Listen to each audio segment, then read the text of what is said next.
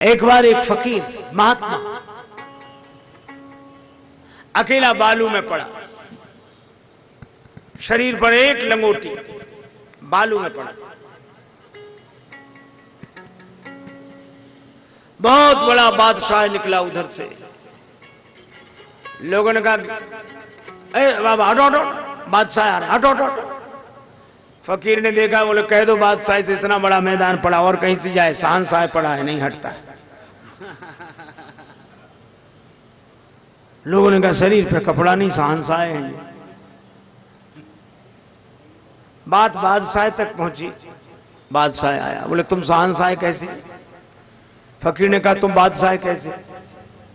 बोले हमने कई देश जीत लिए हैं। अब कहां जा रहे हो? बोले एक देश को जीतने जा रहे हैं। आशीर्वाद दो कि जीत लें। फकीर ने कहा कि फिर भी हमसे मांगने लगे, और जिस देश को तुम जीतने जा रहे हो सकता ना भी जीत पाओ, क्योंकि कामनाओं की यात्रा कभी पूरी होती नहीं है। हजारों ख्वाहिशें ऐसी कि हर ख्वाहिश पे दम निकले, और बहुत निकले मेरे अरमा, मगर फिर भी वो कम निकले।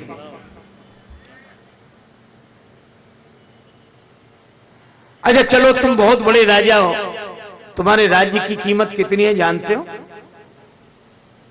अरे महाराज बहुत बड़ा साम्राज्य है जिसका वर्णन नहीं किया जा सकता।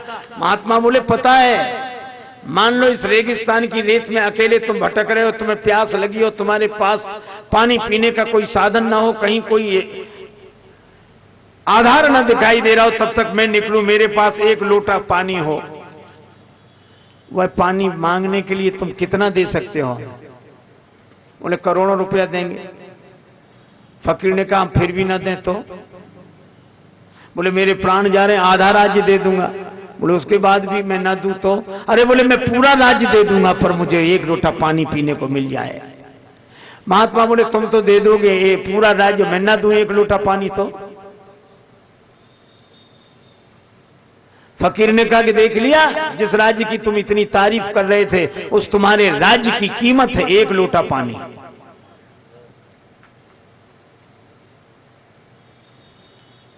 फकीर से बादशाह ने कहा हमें कुछ दे दो। बोले तुम्हें क्या दे दें? अच्छा तो हमसे कुछ मांग लो।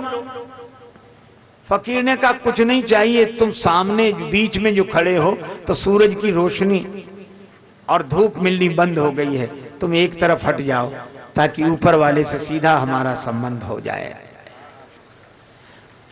तुम्हारे बीच में आने से ऊपर वाले की रोशनी मिलनी बंद हो गई, तुम एक तरफ हट जाओ। उसके हमारे बीच में तुम काहे को? हम उसी के कारण शहंशाह हैं। निराले होते हैं भाई भक्त भी। एक महात्मा के बारे में मैंने सुना, कोई आयोजन कर रहे थे यज्ञ का।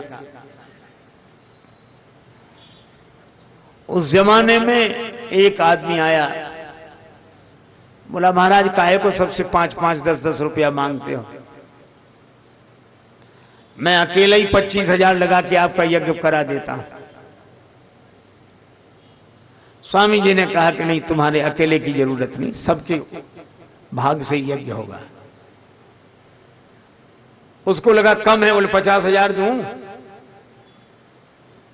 स्वामी जी बोले नहीं लेना। बोला लाख? बहुत पुराने जमाने की बात है, जब 1 रुपए की भी बहुत कीमत होती थी। अंत में उसने कहा 1.25 लाख। महात्मा बोले नहीं। तो बोला कि महाराज सोच लो, इस जमाने में 1.25 लाख देने वाला कोई मिलेगा नहीं। सोच लो, 1.25 लाख देने वाला कोई मिलेगा नहीं। महात्मा मुस्कुराकर बोले देने वाला तो मिल ही जाएगा, तुम दे ही रहे हो। लेकिन यह भी देख लो कि देने वाला मिल भी जाए, पर नहीं लेने वाला भी नहीं मिलेगा। उसको निराश लौटना पड़ा। उसके सामने ही एक महिला घास बेचकर लौटी। उसकी धोती के छोर में चवन्नी बंधी थी। वो आई, यज्ञ कौन कर रहे हैं महाराज? यज्ञ इसने चवन्नी, ये यज्ञ में देना चाहती। महात्मा ने खुद उठकर हाथ बढ़ाकर उसकी चवन्नी ली और कहा मेरा यज्ञ इस दान से पूरा होगा।